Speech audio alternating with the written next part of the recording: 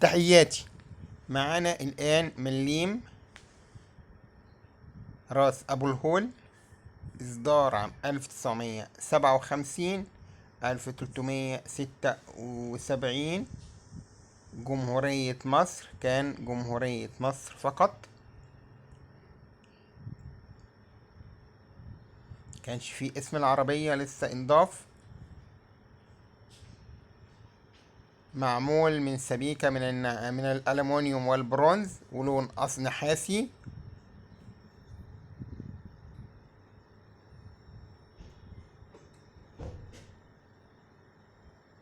عملة جميلة جدا.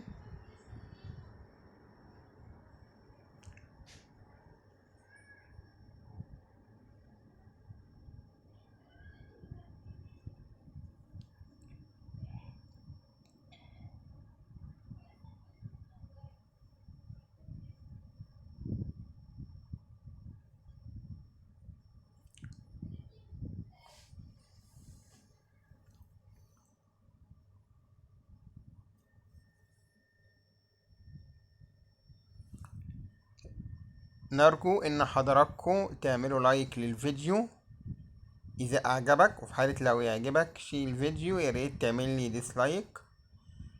القطعة دي تمنها بالحالة الانصر اللي هي عليها ديت تمنها 20 جنيه مصري، ما بتزيدش عن كده.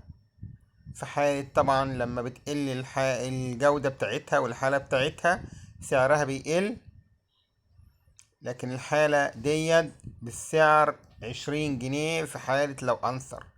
بنكرر دايما إن العملات أسعارها بتتحدد بحاجتين: نظرة العملة رقم 1، رقم 2 حالتها. ممكن تكون عملة حالتها سيئة لكن غالية جدا بألافات لأنها نادرة، في منها عدد مثلا 10 قطع حول العالم مثلا.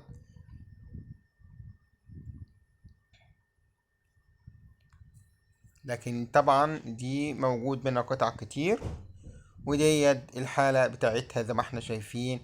1 مليم راس أبو الهول سعرها 20 جنيه مصري. أرجو إن حضراتكم تعملوا لايك للفيديو وتشتركوا في القناة. شكرا لكم.